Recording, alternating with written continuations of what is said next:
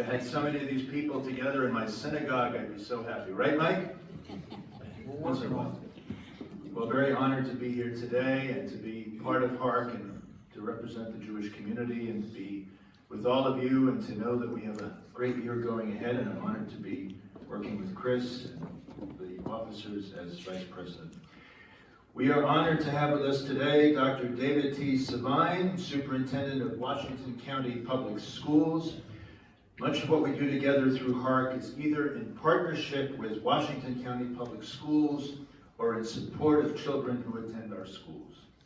We are grateful that we live in a community where schools and faith communities can work together to ensure children not only receive a good academic education, but are provided additional supports to ensure their health, security, and success. Dr. David T. Sovine began serving as Superintendent of Washington County Public Schools on July 1, 2022. Throughout his 33 years, he has served as an educator, leader, partner, and innovator in public education.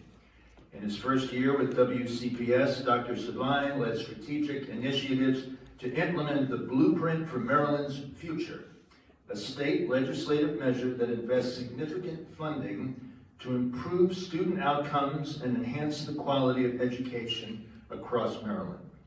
Dr. Sovine also took quick action to support critical student needs like increasing safety and security efforts in schools and strengthening mental health supports, which positively impacted school climate and culture across the district.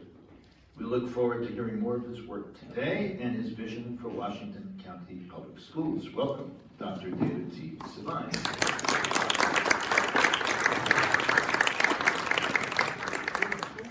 You want to put it there? Yeah. Okay. Thank you, Rabbi. Well, good afternoon. Good afternoon. You know, it's just a pleasure to be with this group, and I just want to express my appreciation for the invitation to share a few words, but also want to begin by just saying thank you. Thank you for Micah's backpack program, which touches nearly all of our schools in addressing food insecurities. I want to thank you for your vision and the desire to have rich after-school learning experiences for all of our students. Also want to thank you for your willingness to support scholarships that promote a more diverse workforce to serve our students.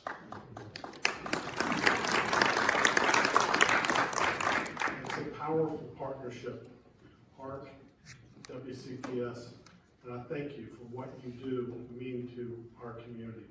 In particular, those citizens and family members that do not benefit from all the resources that many of us have.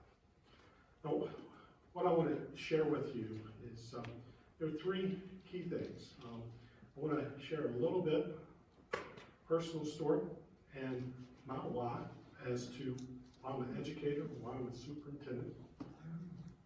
I'll briefly touch on my professional background, but then I also want to close by referencing how school systems, and I as a superintendent, how I've always benefited from strong partnerships and relationships with the faith-based community. First, I want to share with you a personal story. I grew up about 5.5 hours away from here, a small town called Hurricane, West Virginia, right in between Huntington and Charleston. And I was fortunate enough to have an intact family with two parents, father and mother.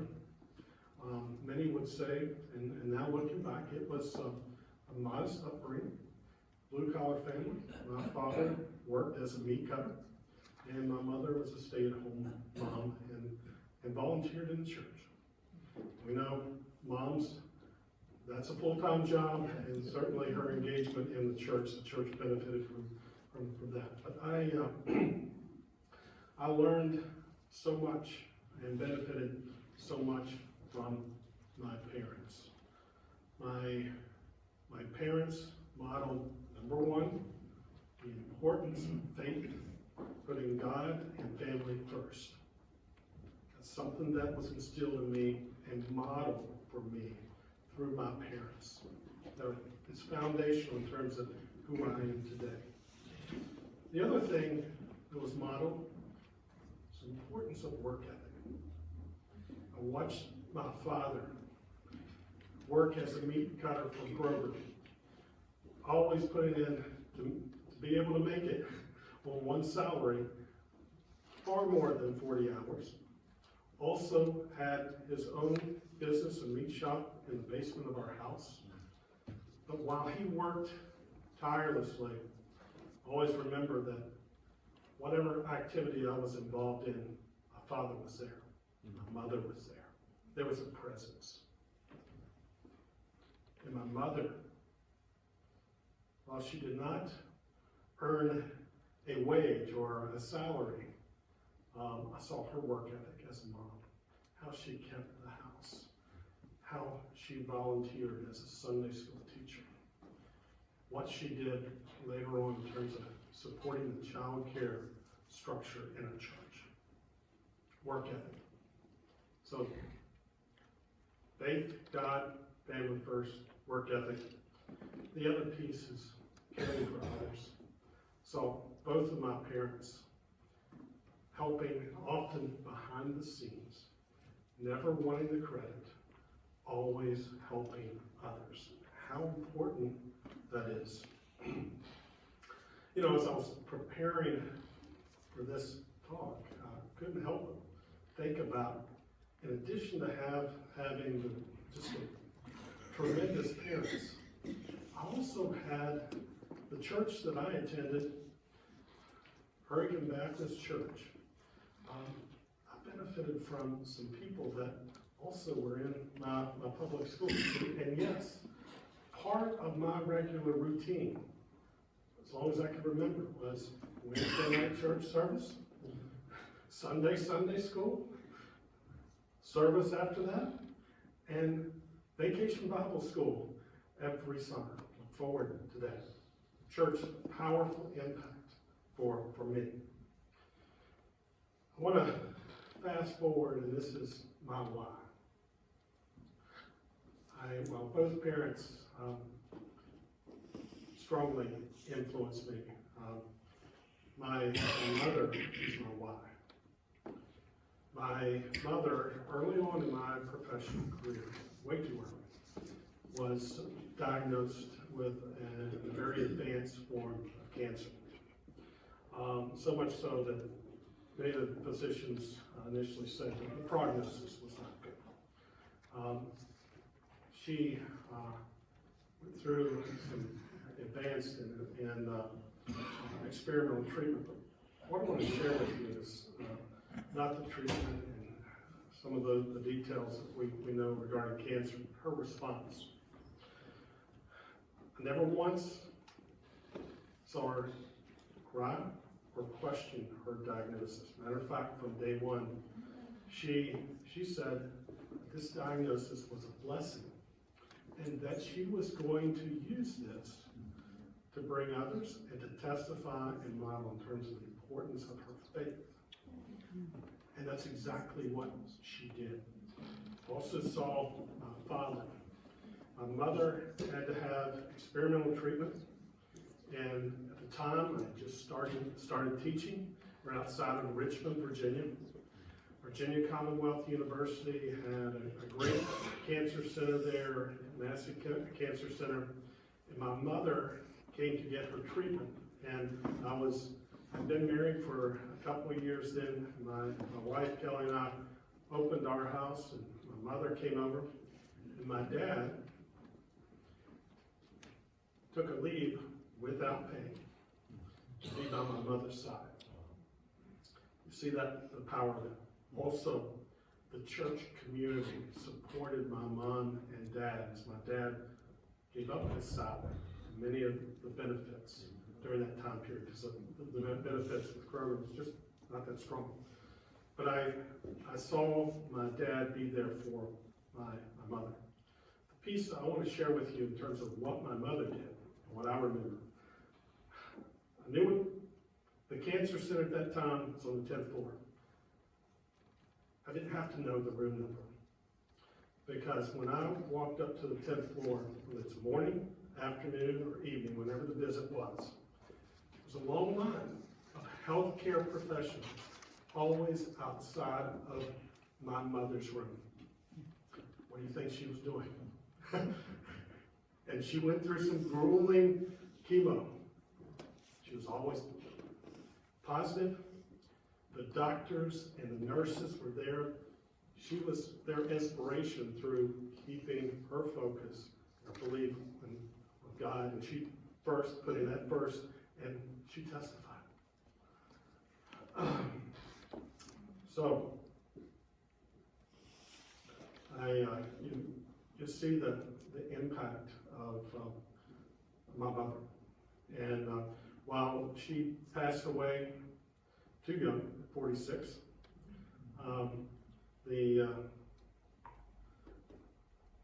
reverend that gave her funeral service, final words, well done, good and faithful servant. It's emotional to me because that's the inspiration. I saw what my mother did behind the scenes, never wanting any credit, always keeping her focus appropriately where it should be on her faith and God.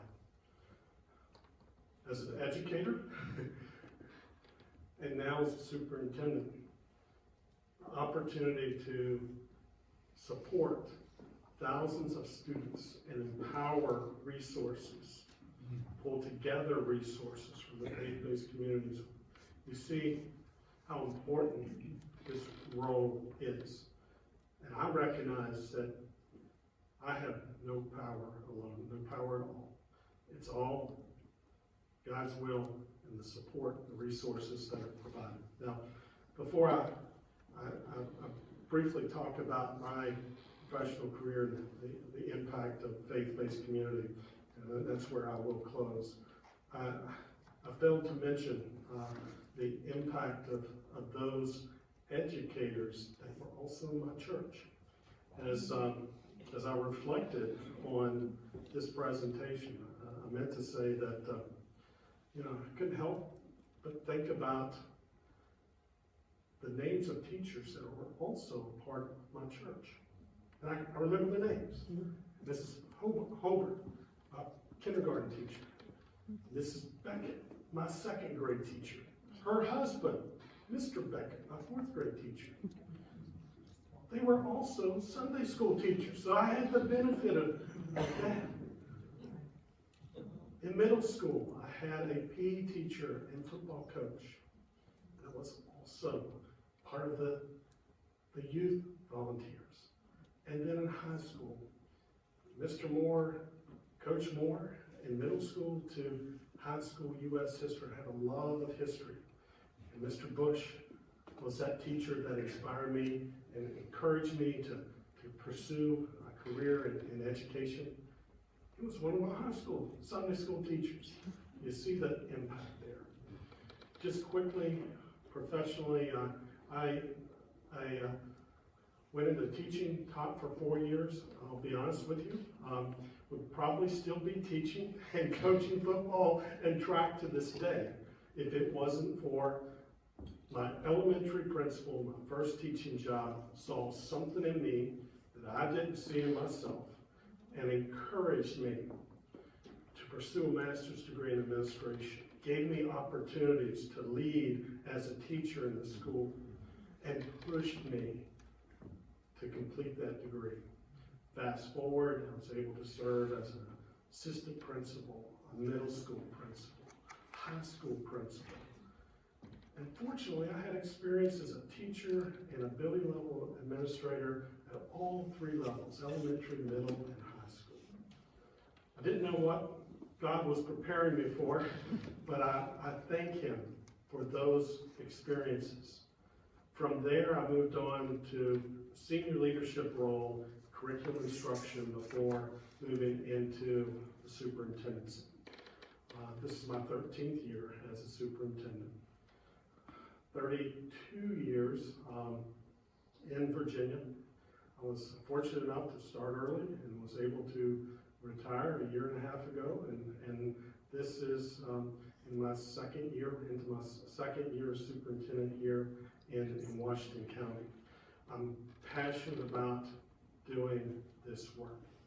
I want to close with the power of partnerships and relationships, in particular with the faith-based community. For 11 years, I was blessed to serve Frederick County, which is not too far away from here, about 45 minutes, 50 minutes south of here. And about 3 to 4 years into my tenure as superintendent, I had an opportunity to serve as the United Way campaign chair, and then later the president of the United Way board. It was through that experience that I began to be connected with different ministers, the faith-based community, CEOs, businesses, and nonprofits. And we started looking at how we could do more. In particular, just like the Hagerstown, Washington County community, we noticed a big need in terms of food insecurities. And Steve Edwards, who was my communications director at the time, had gone to a national conference and brought back this concept that was bright futures. And it was all about empowering and creating an umbrella, utilizing the resources, nonprofits, the faith-based community to address the basic needs within that community with a rapid response, and just kind of rallied everyone together. We came back and shared the story. Because of my contacts, we started having a conversation. And it started with addressing the needs of food as well as other basic needs. It took hold. It was embraced by this community.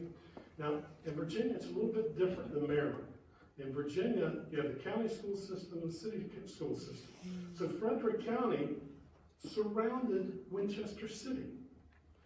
Most of the poverty was right in the city. So we're 2 years in, and I was pretty close with the superintendent there, who's still the superintendent, Dr. Jason Van Hukel, and he approached me and said, hey, can you help us replicate this in Winchester City? And we had an advisory board at the time, and said, absolutely. But as I started thinking about it, I went back to him and I said, look, these are our children. We're one community. Instead of us trying to help you replicate this, why don't we come together and address the true needs? And long story short, that's what we did. It's gained momentum. It's still in place. While I've left, now God continues to take care of me, and I'm here in front of the faith-based community, HARC, recognizing that you too see the benefits of partnering and strong relationship with the schools. Like this backpack, the scholarship, and what you're doing after school for our after school programs are just amazing. And I believe we're just scratching the surface, because the reality, the needs are really great in terms of food. I know we're touching about 80% of our schools. Opportunity there to touch 100%.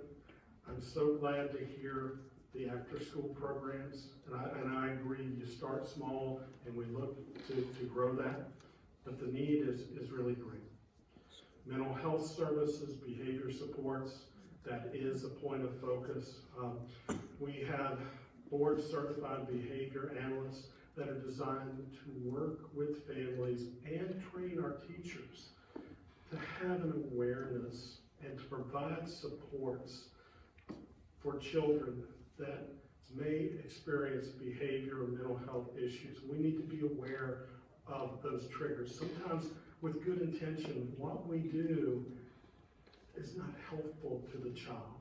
So we're working, when I first came in last year, we had 2 BCBAs, now we have 11 providing support. We need to grow that. What I'm going to close with is what I believe in as an educator. As an educator, I believe, number one, in really strong early childhood rich services.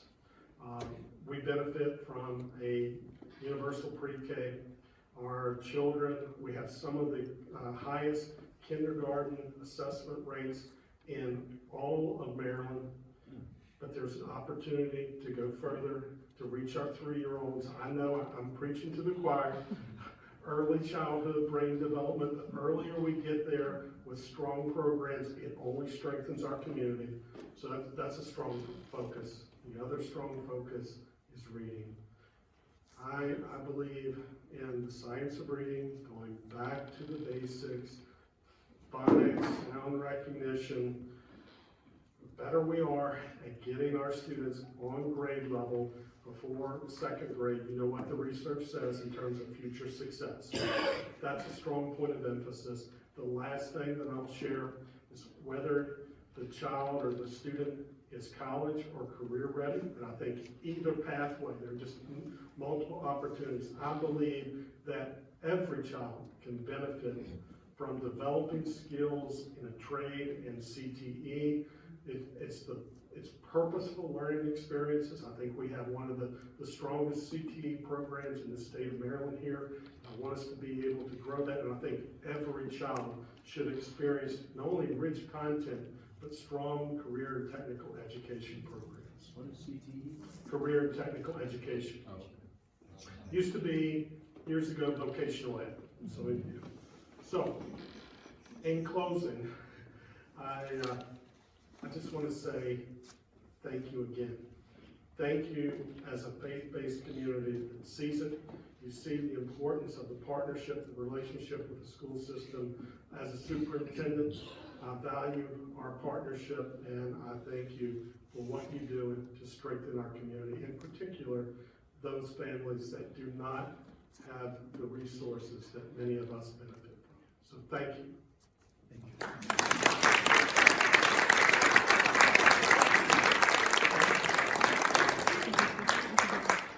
I know you, I don't know, I'm cognizant of the time, much time, but certainly I'm available if there are questions you may want to pose. I've left time for to respond to any questions you may have. Yes? Okay, so what are some of the greatest challenges within the schools as far as, is it drug problems, is it behavioral, is it family, is it mental health, and is there a more active way we can be involved without sort of violating the separation of church and state? So the question is, what's the most significant issue? I'll share with you, when I came in, one of the things, when I worked with our board, I wanted to have an entry plan where I could listen to our community members in terms of needs. And we had several community open sessions and so forth. The overwhelming need that was presented was mental health and behavior supports. Overwhelming. And there are multiple reasons there. You recognize some of the mental health and behavior. Some of it is drug related. Some of it's breakdown in the family, and we recognize that social media is really not our friend when you look at a number of these things. But that was the number one thing that we saw. In addition to the faith-based community, I was just so pleased to hear what you're doing after school hours. Because keep in mind, we may have them for 7.5 hours. What happens in the evenings are really important to provide those level of wraparound support. So the more we can accelerate high quality after school structured programs, reduces some of the challenges in terms of exposure to drugs and the challenges we see with mental health. Now, we cannot do this alone. I believe in partnerships, and right now, for the last year or so, I've been meeting with one of the local business people, Benito Catalano. And we are focusing, it's called Landon's Project. And what started as, Benito has a grandson that is autistic, and we started a conversation about how we can provide more supports for our students that we call them unique learners. A lot of talents within our autistic students, and how can we do better? But it evolved because I was talking to him about mental health and behaviors. So now we're getting ready to go public, but we still have a lot of heavy lifting to do with Landon's Project. But it's not only unique learners in terms of autism, we're also focusing on mental health and behaviors. We're partnering with, there are 4 major pediatric centers within this area. In particular, I've been meeting with Dr. Booty, Dr. Rao, and we're working together. What we envision is probably a therapeutic program to provide supports for students at different levels. But I see there being some opportunities as this develops to provide more supports, because the reality is the needs are overwhelming. It impacts every single school, no matter whether it's in the city or the county. Now, we recognize the highest level of poverty areas tend to be in our city, and that's the case. And we have a higher level of need there, but the reality is it exists in every one of our schools, and we cannot do this alone. I can tell you one thing that we can all work on is these little phones that we have. Somehow working with our children to have downtime, to recognize that when used right, the phones and access to information technology can be really good. But what I see is both children and adults, there seems to be a really significant impact on social media, and everyone wanting those likes and all those things. But I think faith-based community, our medical community, and our school board working together to work through some of those issues may be beneficial. But the most significant need is mental health and behavior supports. And I think the way we address that is kind of a multitude of strategies, but definitely after school rich supports, what we're doing in terms of making sure the basic needs are met. If a child is hungry, I know for me, not much learning is taking place when I'm hungry. I'm distracted. So thank you for that. Yes. Regarding to the literacy, I was just wondering what kind of partnership you have within the community that you want to address, because I know there are groups that goes into elementary school to read to the kids, and then Education Foundation has a curriculum in place to kind of help them with literacy. Is there other community partners that the school is working with currently to address the literacy issue? Well, thank you for teeing me up there. And the literacy component, we're in need of volunteers in our school district to kind of model for our students. You mentioned our educational foundation.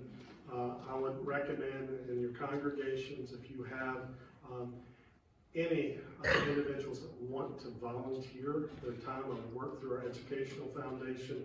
Carly Pumphrey is our supervisor of English and language arts and sciences. What we try to do is, where possible, try to provide some training and support. Right now, one of the things that we introduced last year through our apprenticeship program, our juniors and seniors, we have reading tutors. And it's kind of twofold. We teach our juniors and seniors the science of reading, just like we would with the teachers. And they go into our elementary schools and work with our kindergartners and our first graders and our second graders that are not on grade grade level and providing supports. I can tell you a year in, the high school students working with our youngest, most struggling readers, 90% of those students improved, and nearly 30-some% improved significantly.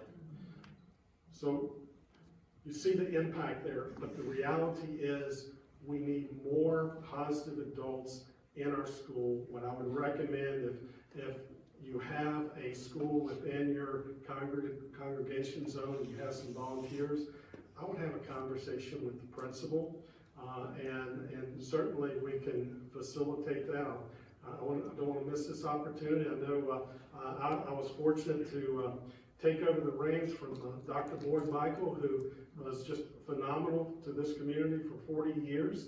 And he and his wife volunteer as readers to our youngest students at Greenbrier. So my answer is yes, we welcome volunteers, in particular with reading. I would suggest that you start with your local principal of the school, and certainly Carly Pumphrey, our supervisor of elementary and secondary reading, can provide support. So thank you. Yes? What's the population?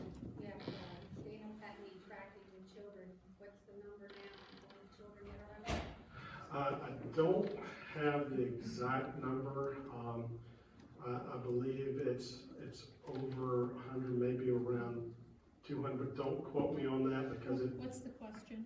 The question was regarding those that qualify for homeless and the level of supports. You know, we serve 23,000 students. You think about, I believe the number is Last evening, Dana presented to the DSS board, it's over 700 right now. Yeah.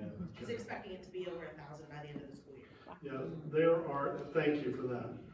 And there are different figures in terms of whether or not it's determined as homeless and so forth. But yeah, I think the number is probably greater than some may,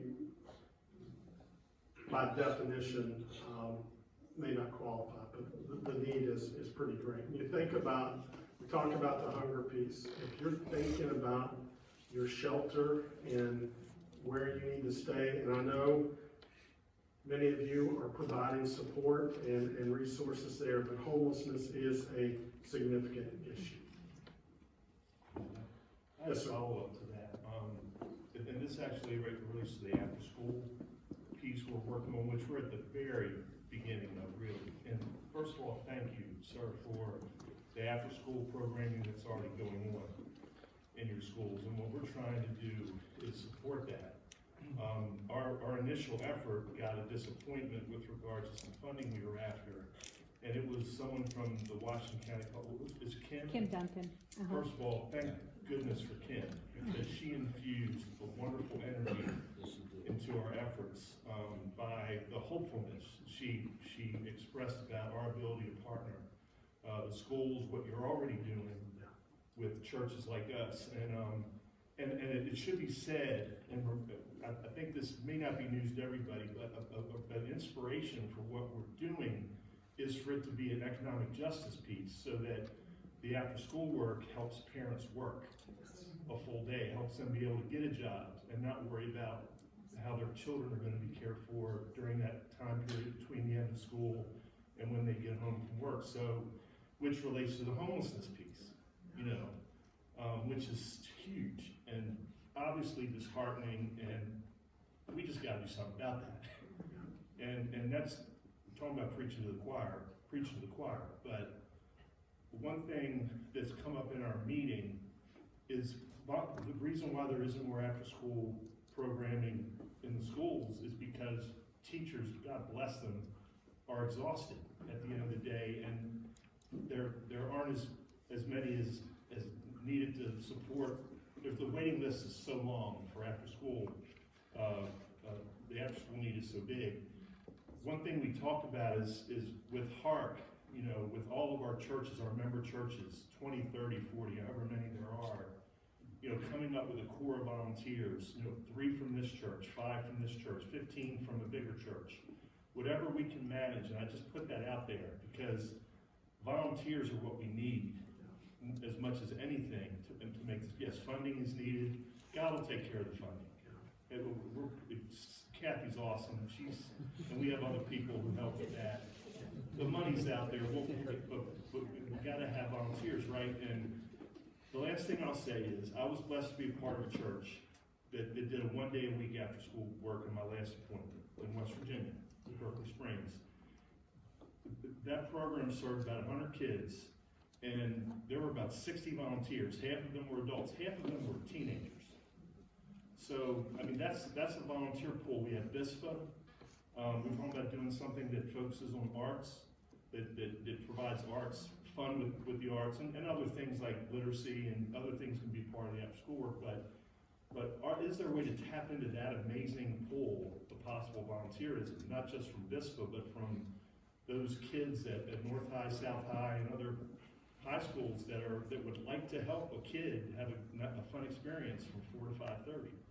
I mean, that could help us a lot with the volunteers we need. So anyways, we'll be working on that. But Well, thank you. Thank you. And thank you, and I'll just share, I believe balance is key, recognizing that we have volunteers, in many cases, working jobs, maybe retired, but also have family members that they need to take care of. You mentioned our teachers in terms of, being able to take a break, but also think that what you are doing is really smart.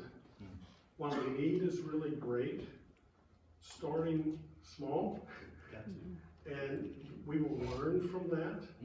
And then while this first one is at Eastern in a school setting, we may want to replicate that in other schools, or it may be that there's another setting outside of the school that allows for those supports. But the answer is yes to what I've found is our next generation, our high schoolers, sometimes they get a bad rap, but when you talk to them about service opportunities and doing for others, they really get it. In many cases, more so than adults. So there's hope there.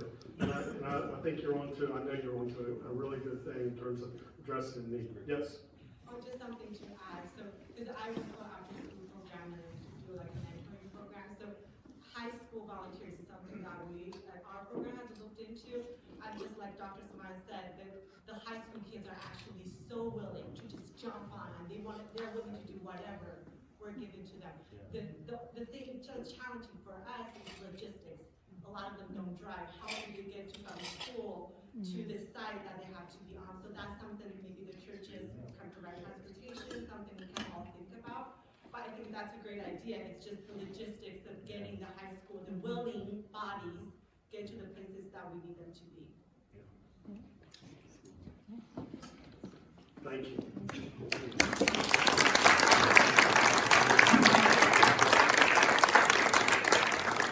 See so many Jewish people in one place.